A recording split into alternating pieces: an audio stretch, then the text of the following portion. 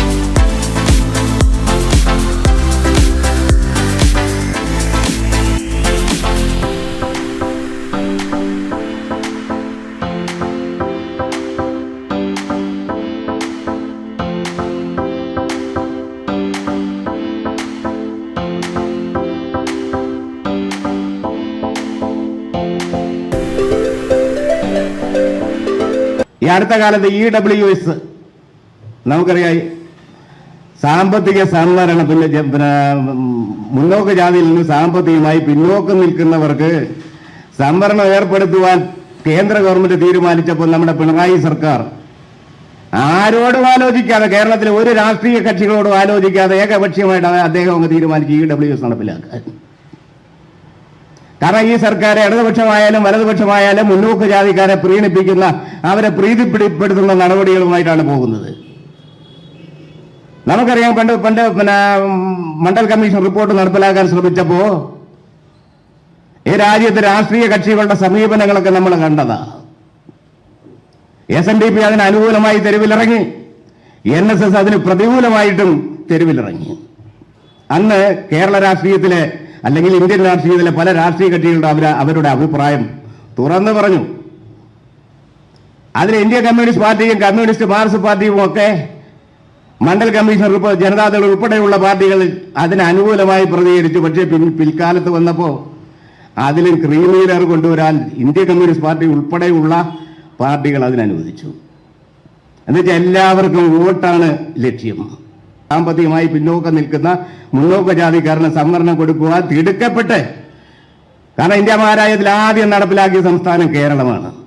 അത് നമ്മൾ മനസ്സിലാക്കണം. അപ്പോൾ എതിർക്കേണ്ട കാര്യം എന്ന് വെച്ചാൽ, ഈ സംസ്ഥാനത്തെ ഉദ്യോഗസ്ഥരുടെ ലിസ്റ്റ് പരിശോധിക്കുകയാണെങ്കിൽ ഒരു 70% പേരും ഈ സംസ്ഥാനത്തെ നായന്മാരാണ് ഈ സർവീസിലുള്ളവർ.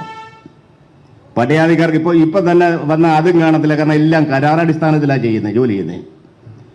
അപ്പൊ അതുകൊണ്ട് തന്നെ നമ്മൾ ഇത്തരം കാര്യങ്ങൾ നമ്മുടെ വിദ്യാർത്ഥികളെ പഠിപ്പിക്കുക, അവരെ മുന്നോട്ട് നയിക്കുവാൻ ആവശ്യമായ സാമ്പത്തികമായി കഴിവുന്നവർ സഹായിക്കുക, അവരെ കൈപിടിച്ച് ഉയർത്തിക്കൊണ്ടുവരുവാൻ നമ്മൾ പരമാവധി ശ്രമിക്കണം എന്ന അക്കാര്യത്തിൽ പറയുന്നു.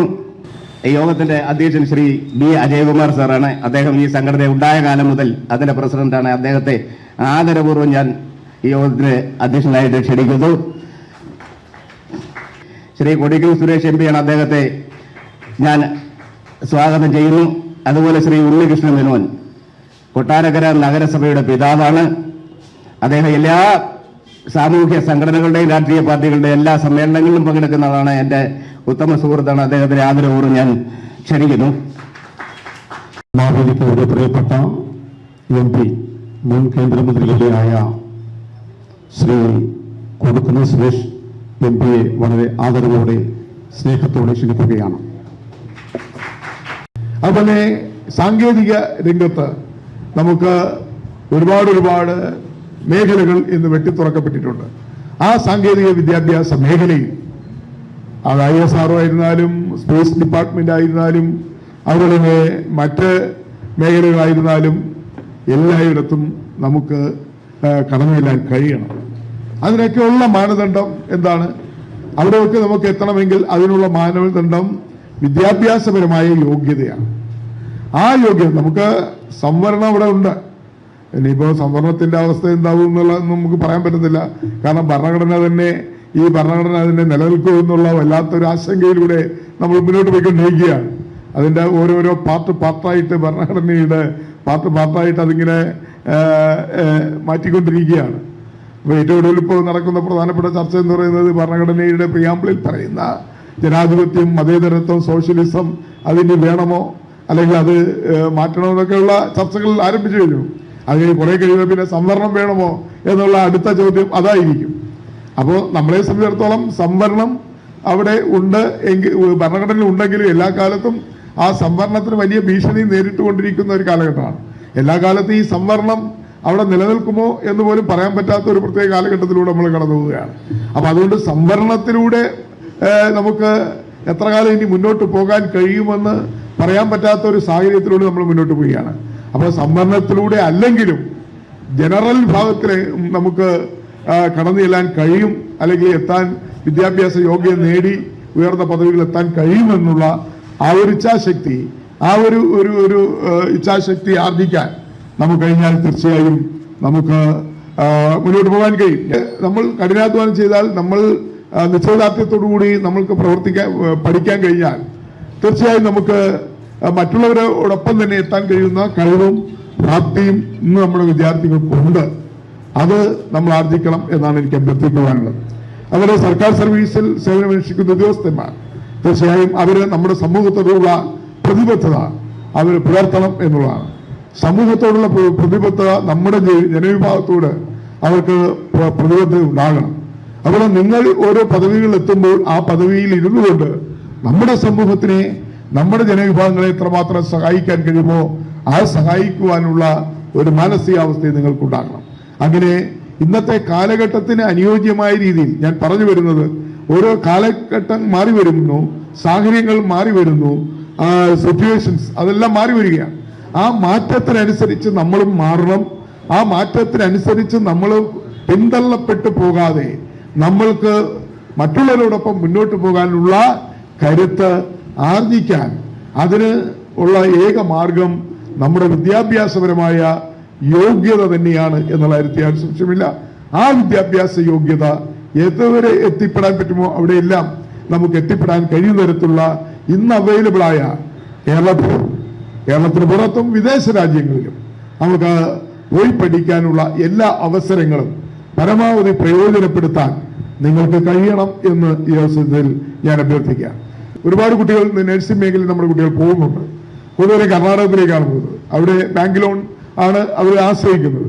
പല ബാങ്കുകളും തുടക്കത്തിൽ SC വിഭാഗത്തിൽപ്പെട്ട കുട്ടികളെ കുറിച്ചുള്ള കൺസെപ്റ്റ് എന്ന് വെച്ചാൽ, നമ്മൾ പഠനം പൂർത്തിയാക്കിയാൽ ജോലി കിട്ടുമോ, കിട്ടിയാൽ പൈസ തിരിച്ചടയ്ക്കുമോ, ഇതാണ് വല്ലാത്ത ബാങ്കുകാര് വല്ലാതെ നമുക്ക് ലോൺ തരാതിരിക്കാൻ അവർ പല വഴികൾ കണ്ടുപിടിക്കുന്നത്. കാരണം പട്ടികവർഗത്തിൽപ്പെട്ട കുട്ടികൾക്ക് ലോൺ കൊടുത്താൽ അവർ പഠനം പൂർത്തിയാക്കി തന്നെ തിരിച്ചടയ്ക്കില്ല എന്നുള്ള ഒരു കൺസെപ്റ്റാണുള്ളത്. അത് നമ്മൾ മാറ്റിയെടുക്കാൻ നമുക്ക് കഴിയണം. അപ്പൊ അങ്ങനെയുള്ള തടസ്സങ്ങൾ പറയുമ്പോൾ നമ്മൾ ഇടപെടാറുണ്ട്. അങ്ങനെ നൂറുകണക്കിന് കുട്ടികൾക്ക് പുറത്തു പോയി പഠിക്കാനുള്ള സഹായം ഒരുക്കി കൊടുത്തിട്ടുണ്ട്. അതോടൊപ്പം തന്നെ നമ്മുടെ SC ഡിപ്പാർട്ട്മെന്റിന്റെ സ്കോളർഷിപ്പ്, വിദേശ രാജ്യങ്ങളിൽ പഠിക്കാൻ പോകുന്ന പല കുട്ടികളുടെയും സ്കോളർഷിപ്പ് അനാവശ്യമായി പല കുറേകളിട്ട് നീട്ടിക്കൊണ്ട് പോകുന്ന പല സാഹചര്യങ്ങളും നമ്മുടെ ശ്രദ്ധയിൽപ്പെടുത്തിയിട്ടുണ്ട്. അതൊക്കെ നമ്മളെ ഫലപ്രദമായി ഇടപെട്ട് ആ പ്രശ്നങ്ങൾക്കൊക്കെ തന്നെ പരിഹാരം കണ്ടെത്തി കൊടുത്തിട്ടുണ്ട്. വിദേശ രാജ്യങ്ങളിൽ MBBS മെഡിസിൻ പഠിക്കാൻ പോകുന്ന കുട്ടികളുണ്ട്, മറ്റു പല ഉന്നത പഠനത്തിന് പോകുന്ന കുട്ടികളുണ്ട്. അവരൊക്കെ ആഗ്രഹിക്കുന്ന SC ഡിപ്പാർട്ട്മെന്റ് നൽകുന്ന സ്കോളർഷിപ്പാണ്. ആ സ്കോളർഷിപ്പ് ലഭിക്കുന്നതിന് ഒരുപാട് കാലതാമസം വരുന്നു എന്നതാണ്. ആ പല കുട്ടികളും അങ്ങനെ വരുന്ന കുട്ടികളുടെ എന്റെ ശ്രദ്ധയിൽപ്പെടുന്ന കുട്ടികൾ അവരുടെ ആ പ്രശ്നത്തിന് ഇടപെട്ട് പരിഹാരം ഉണ്ടാക്കി കൊടുക്കുന്നുണ്ട്. അതുകൊണ്ട് എനിക്ക് പറയാനുള്ളത്, നിങ്ങളെ സഹായിക്കാൻ ഞങ്ങളുണ്ട്. നിങ്ങൾ നമ്മുടെ അടുത്തേക്ക് വരുന്നില്ല എന്നുള്ളത്, ഞങ്ങൾ ധരിക്കുന്ന നിങ്ങൾക്ക് പ്രശ്നങ്ങളൊന്നും ഇല്ല എന്നുള്ളതാണ്. അപ്രകാരം വിദ്യാഭ്യാസ രംഗത്ത് നിങ്ങൾക്ക് ലോൺ ആയിരുന്നാലും സ്കോളർഷിപ്പ് ആയിരുന്നാലും മറ്റ് ആനുകൂല്യങ്ങളായിരുന്നാലും അത് ലഭിക്കാതെ വരുമ്പോൾ നിങ്ങൾക്ക് ധൈര്യമായിട്ട് നമ്മളടുത്തേക്ക് വരാം. ഞാൻ MP യുടെ പാർട്ടി അല്ലല്ലോ, അല്ലെങ്കിൽ എം പിയുടെ പാർട്ടിയല്ല, അല്ലെങ്കിൽ എം പിയുടെ വിവാദപ്പെട്ട ആളല്ല എന്നൊന്നും അതൊന്നും കരുതണ്ട. അങ്ങനെ പാർട്ടിയോ അല്ലെങ്കിൽ അങ്ങനെ സമുദായമോ അതൊന്നും നോക്കേണ്ട കാര്യമില്ല. നിങ്ങളെ സഹായിക്കാൻ നമ്മൾ സർവ്വതാ സന്നദ്ധമാണ്. പട്ടിക വിഭാഗങ്ങളെ സംരക്ഷിക്കുവാൻ, അവരുടെ കാര്യങ്ങൾ ഇടപെടുവാൻ ഈ രാജ്യത്ത് പട്ടിക സംഘടന, ജാതി സംഘടനയുണ്ട്, സമുദായ സംഘടനയുണ്ട് എന്നൊക്കെ പറയുമ്പോൾ കഴിഞ്ഞ കാലങ്ങളുടെ അനുഭവങ്ങളിൽ നിന്നും പാഠം ഉൾക്കൊണ്ടുകൊണ്ട് കേരളത്തിലെ ക്രീം ലെയറായി നിൽക്കുന്ന ആളുകൾ അവരുടെ ചിന്തയിൽ ഉദിച്ച ഒരു പ്രസ്ഥാനമാണ് സീപ്പ എന്നത്.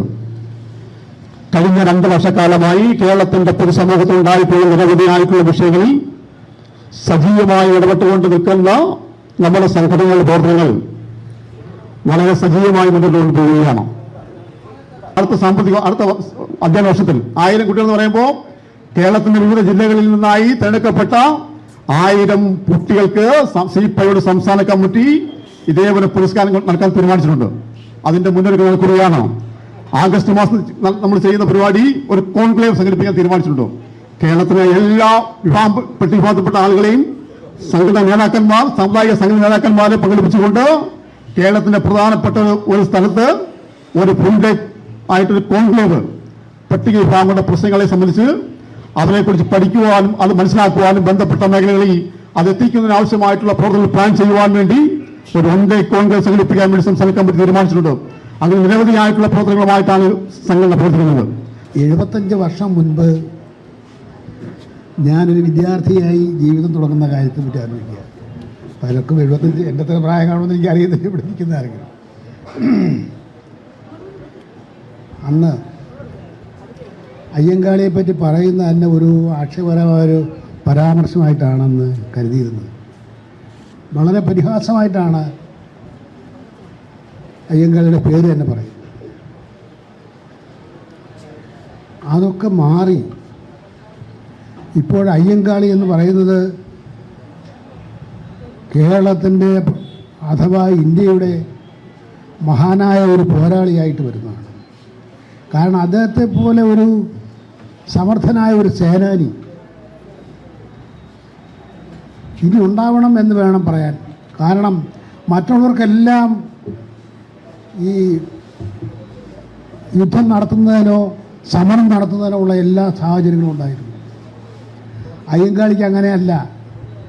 റോഡിൽ കയറി നടക്കാൻ പറ്റത്തില്ല. റോഡുണ്ടോ അന്ന്? സവർണ ജാതിക്കാരുടേതായിട്ടുള്ള ചില ഇടവഴികൾ മാത്രമേ ഉള്ളൂ, റോഡില്ല. അന്ന് മഹാരാജാവിനോട് ഒരു റോഡ് വെട്ടണം എന്നൊരു സാഹിബ് പറഞ്ഞപ്പോഴേ, ദിവാൻ പറഞ്ഞത് ഇവിടെ ഇപ്പോഴും റോഡ് വെട്ടാനുള്ള കാര്യമൊന്നുമില്ല, ഞങ്ങൾക്ക് നമ്പൂതിരിമാർക്ക് സേവ ചെയ്യേണ്ട ഒരു സമയമാണ്, അതിനുവേണ്ടി ലക്ഷക്കണക്കിന് രൂപ ആവശ്യമാണ്, ജീവനക്കാരും ആവശ്യമാണ്. അപ്പോൾ ഇവിടെ റോഡ് വെട്ടുക അല്ല നമുക്കിവിടെ വേണ്ടത് എന്നാണ് അന്ന് രാജാവ് പറഞ്ഞത്. അങ്ങനെ റോഡ് പോലും ഇല്ലാത്തൊരു കാലത്ത് നമുക്ക് തെരുവിലൂടെ നടക്കാൻ, റോഡിലൂടെ അല്ലെങ്കിൽ ഇടവഴിയിലൂടെ നടക്കാൻ സാധ്യമല്ലാത്ത ഒരു കാലത്ത് ആണ് അയ്യങ്കാളി എന്ന് പറയുന്ന ഒരു വലിയ നക്ഷത്രം ഉദയം ചെയ്തത്. എൻ്റെ ഇപ്പോഴത്തെ ധാരണ എന്ന് പറഞ്ഞാൽ, ഞാനിപ്പോൾ മനസ്സിലാക്കിയിരിക്കുന്നത്, അയ്യങ്കാളിയെപ്പോലെ ഒരു മഹാനായ പോരാളി അന്ന് ഉദയം ചെയ്തെന്ന് പറയുന്നത് വളരെ അത്ഭുതകരമായ ഒരു സംഭവമായിട്ടാണ് ഞാൻ കാണുന്നത്. കാരണം ഒരു നിവർന്നു നിന്നൊരു കാര്യം ചോദിക്കാനുള്ള പ്രാപ്തി അന്ന് ഈ അവർണ വർഗത്തിന് ആർക്കുമില്ല. ആ കാലത്താണ് മഹാരാജാവിൻ്റെ തിരുസന്നിധിയിലാണ് ഈ സംഭവങ്ങളെല്ലാം അരങ്ങേറുന്നത്. വെങ്ങാനൂരാണ് അരങ്ങേറുന്നത്. തീർച്ചയായും നമ്മുടെ സമൂഹത്തിൻ്റെ വെളിച്ചമായി സമൂഹത്തിന് മുന്നേ നടക്കുന്ന, സമൂഹം നേരിടുന്ന പ്രശ്നങ്ങളെ കാണുന്ന, വിശകലനം ചെയ്യുന്ന ഒരു വിഭാഗമാണ് നമ്മുടെ ഉദ്യോഗസ്ഥർ. ഏതാണ്ട് 5 ലക്ഷത്തിലധികമാണ് കേരളത്തിലെ ഉദ്യോഗസ്ഥർ എന്നാണ് കണക്കാക്കപ്പെട്ടിരിക്കുന്നത്. അതിൽ ഏതാണ്ട് 50,000-ഓളമാണ് പട്ടികജാതി പട്ടികവർഗ ഉദ്യോഗസ്ഥർ. കേരളത്തിലെ ജനസംഖ്യ, പട്ടികവർഗത്തിൻ്റെ ജനസംഖ്യ എന്ന് പറയുന്നത് കേരള ജനസംഖ്യയുടെ 10%. അത് ഏതാണ്ട് 50 ലക്ഷത്തോളം വരും എന്നാണ് കണക്കാക്കപ്പെടുന്നത്. അപ്പോൾ 50 ലക്ഷം ജനസംഖ്യ വരുന്ന ഒരു ജനവിഭാഗത്തിൻ്റെ പ്രതിനിധികളായാണ് ഈ 50,000-ഓളം ഉദ്യോഗസ്ഥർ കേരളത്തിലെ സർക്കാർ സർവീസിൽ ജോലി ചെയ്യുന്നത്. അതുകൊണ്ട് തന്നെ മറ്റൊരു വിഭാഗത്തിനും ഇല്ലാത്ത അത്ര തന്നെ വലിയ ഉത്തരവാദിത്വം പട്ടികജാതി പട്ടികവർഗ ഉദ്യോഗസ്ഥന്മാർക്കും പെൻഷൻകാർക്കും ഉണ്ട് എന്നുള്ള കാര്യം നാം വിസ്മരിക്കുന്നു.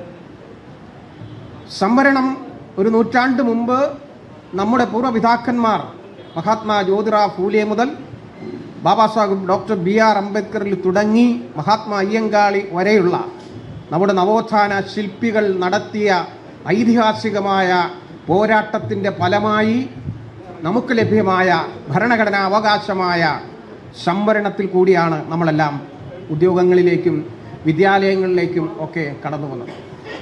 അതുകൊണ്ട് തന്നെ നമുക്ക് നമ്മുടെ സമുദായത്തോട്, നമ്മുടെ സമൂഹത്തോട് വലിയ ഉത്തരവാദിത്വങ്ങൾ നിർവഹിക്കപ്പെടാൻ ഉണ്ട് എന്നുള്ള കാര്യം നമ്മൾ വിസ്മരിക്കപ്പെടണം.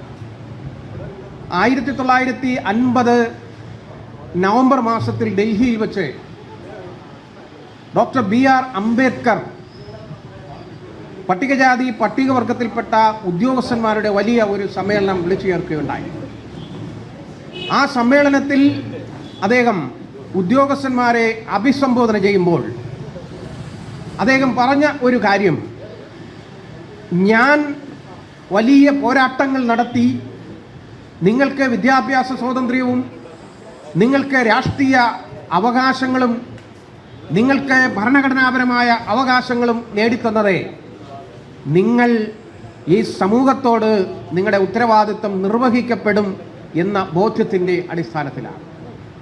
നിങ്ങൾ ഓരോരുത്തരും സമൂഹത്തിൻ്റെ താഴെത്തട്ടിൽ കിടക്കുന്ന, താഴെത്തട്ടിൽ ചവിട്ടിത്താഴ്ത്തപ്പെട്ട നമ്മുടെ ഓരോ ജനതയെയും ജനവിഭാഗത്തെയും കൈ പിടിച്ചുയർത്തുവാനുള്ള, അവരെ ശാക്തീകരിക്കുവാനുള്ള ഉത്തരവാദിത്വം നിങ്ങളിൽ നിക്ഷിപ്തമാണ്. അത് നിങ്ങൾ നിർവഹിച്ചാൽ നമുക്ക് സമൂഹത്തിന് വളരെയധികം മുന്നോട്ട് പോകാൻ കഴിയും.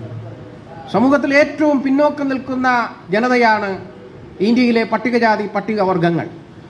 അവരെ ഉയർത്തണമെങ്കിൽ, അവരെ ശാക്തീകരിക്കണമെങ്കിൽ അവരിൽ നിന്ന് വിദ്യാഭ്യാസമുള്ളവർ, അവരിൽ നിന്ന് അധികാരത്തിൻ്റെ ഉയർന്ന ശ്രേണിയിലെത്തപ്പെട്ട വലിയ ഉദ്യോഗസ്ഥന്മാർ, അവരിൽ നിന്ന് കലാകാരന്മാർ, അവരിൽ നിന്ന് എഴുത്തുകാർ, അവരിൽ നിന്ന് ശാസ്ത്രജ്ഞന്മാർ, അവരിൽ നിന്ന് നിയമജ്ഞന്മാർ എല്ലാം ഉയർന്നു വരേണ്ടതുണ്ട്.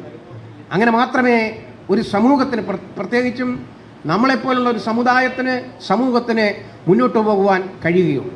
അതിന് ഏറ്റവും വലിയ ഉദാഹരണം എന്ന് പറയുന്നത് ഡോക്ടർ BR അംബേദ്കറുടെ ജീവിതം തന്നെയാണ്. അദ്ദേഹത്തിൻ്റെ ജീവിതം പഠിപ്പിക്കുന്നത് അത് തന്നെയാണ്. അന്നത്തെ കാലഘട്ടത്തിൽ ഇന്ത്യയിൽ ജീവിച്ചിരുന്ന എല്ലാ നേതാക്കന്മാരെക്കാൾ വിദ്യാഭ്യാസം നേടുവാൻ അദ്ദേഹത്തിന് കഴിഞ്ഞു.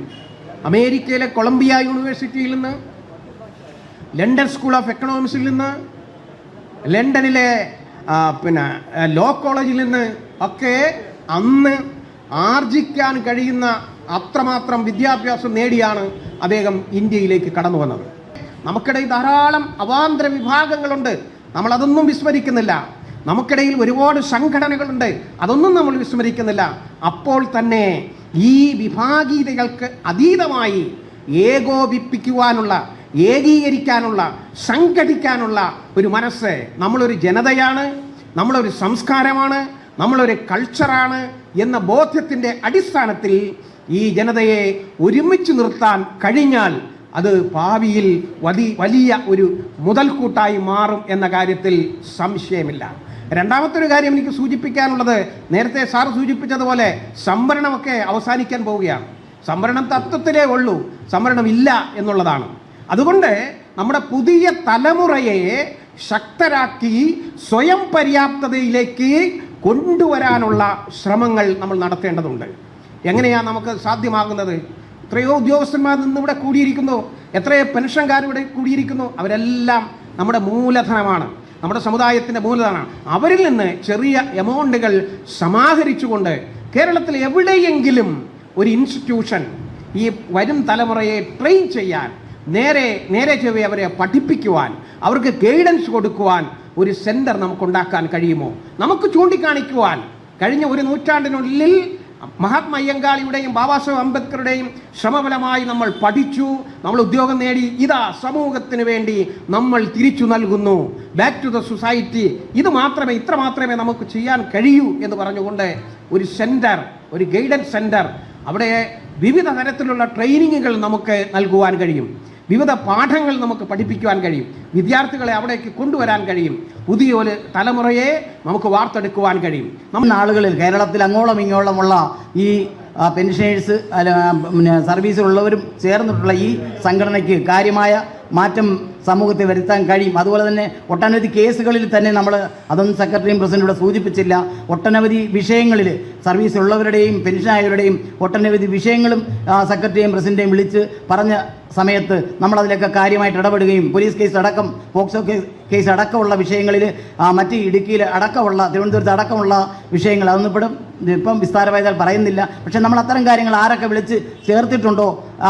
വിളിച്ചിട്ടുണ്ടോ അവരുടെയൊക്കെ കാര്യങ്ങൾ ഇടപെടാൻ നമ്മൾ ശ്രമിച്ചിട്ടുണ്ട്. അതുപോലെ തന്നെ ഇതിൽ നമ്മുടെ സംഘടനയുടെ ലീഗൽ അഡ്വൈസറുണ്ട്. നമ്മുടെ സംഘടനാപരമായ ഏത് കേസുകളും കൈകാര്യം ചെയ്തതിന് വേണ്ടി ഇല്ലീഗൽ എയ്ഡ് അഡ്വക്കേറ്റ് വിജയാനന്ദാണ്. അപ്പോൾ അങ്ങനെ ഇതിനെ ഒരു കെട്ടിലും മട്ടിലും പുതിയ രീതിയിൽ സമൂഹത്തിലെ ഈ ദുർബല ജനവിഭാഗങ്ങൾക്ക് കാര്യമായ തരത്തിലുള്ള പ്രയോജനം ലഭിക്കത്തക്ക തരത്തിലേക്കൊരു പ്രവർത്തനം നടത്താൻ ആഗ്രഹിക്കുന്നു. എല്ലാവർക്കും വളരെ ആശംസ അറിയിച്ചുകൊണ്ട് നിർത്തുന്നു. നന്ദി, നമസ്കാരം. അവരെ മൃതപ്രായരാക്കി തമിഴ്നാട്ടിൽ ക്ഷേത്ര ദർശനം നടത്തിയതിന് ജാതീയമായി ദളിതരെ തല്ലിയോടിക്കുകയാണ്. ഇതാണ് ജാതി. ഈ ജാതിക്കെതിരെ ഈ നമ്മുടെ ഈ വേടൻ പറയുന്ന അല്ലെങ്കിൽ പാട്ടിലൂടെ റാപ്പിലൂടെ കൊണ്ടുവരുന്ന വിഷയം അതൊരു പുതിയ കാര്യമല്ല. സത്യത്തിൽ മഹാത്മാ അയ്യങ്കാളിയുടെ ആശയത്തിൻ്റെ ഒരു അവസാന വാക്കെന്ന്, അല്ലെങ്കിൽ ഇപ്പോഴും പറഞ്ഞുകൊണ്ടിരിക്കുന്ന ഒരു വാക്കെന്ന് നമുക്ക് പറയാം. അതുകൊണ്ട് ജാതി ഉണ്ട് എന്നുള്ളത് കൊണ്ടാണ് ഇതിലേക്കൊക്കെ ആളുകളുടെ ശ്രദ്ധ വരുന്നത്. നാം അത് പറഞ്ഞുകൊണ്ടേയിരിക്കണം. നാം അതിൽ പെടുന്നവരായതുകൊണ്ട് ഭരണഘടന വരെ വീണ്ടും മാറ്റി എഴുതുവാൻ ശ്രമം നടക്കുന്ന ഒരു കാലത്ത് നമ്മുടെ പ്രവർത്തനം തീർച്ചയായിട്ടും കൂടുതൽ ശക്തിപ്പെടുത്തേണ്ടതായിട്ടുണ്ട്. ഇന്നിവിടെ നമ്മൾ ആദരിച്ച കുട്ടികൾ, കലാകാരന്മാർ, റിട്ടയർ ചെയ്ത് പൊതുസമൂഹത്തിലേക്ക് ഇറങ്ങി വന്ന ആളുകൾ, ഇവരെയൊക്കെ നമുക്ക് പ്രയോജനപ്പെടുത്തി ഇവരുടെയൊക്കെ സേവനം വീണ്ടും ഈ സംഘടനയ്ക്ക് വേണ്ടിയും കൂടി ഉൾപ്പെടുത്തി തുടർ വിദ്യാഭ്യാസത്തിന് യോഗ്യത നേടിപ്പോയവർക്കുള്ള തുടർന്ന് വരുന്ന കാര്യങ്ങളിലും സംഘടന ഇടപെട്ടുകൊണ്ട്, സമൂഹം ഇടപെട്ടുകൊണ്ട് കൂടുതൽ ശക്തമായി സംഘടനയോട് യോജിച്ച് നിന്ന് പ്രവർത്തിക്കുവാൻ എല്ലാവരും തയ്യാറാകണം. അധ്യാപക വിദ്യാലയത്തിലെ എല്ലാ ജാതിക്കാരും, എല്ലാ കുട്ടികളും, എല്ലാ ജാതിയിലുള്ള കുട്ടികളും, എല്ലാ വിഭാഗ ജാതിക്കാരും അധ്യാപകരായിരുന്നു. ആ ഒരു കേരളമാണിന്ന്. അതാണ് ഇന്നിവിടെ എത്തി നിൽക്കുന്നത്. അന്ന് പ്രജാസഭയിൽ സംസാരിച്ച് കുട്ടികൾക്ക് ഭക്ഷണം വേണമെന്ന് പറഞ്ഞു. ഉച്ചഭക്ഷണം കിട്ടി, ഇന്ന് വരെ കിട്ടുന്നുണ്ട്. ഉച്ചഭക്ഷണത്തിൻ്റെ ചിത്രം അതാണ്. പഠിക്കാനുള്ള കുഞ്ഞുങ്ങൾക്ക് സ്റ്റൈപ്പൻറ്റും ഗ്രാൻറ്റും കൊടുക്കണമെന്ന് പറഞ്ഞു.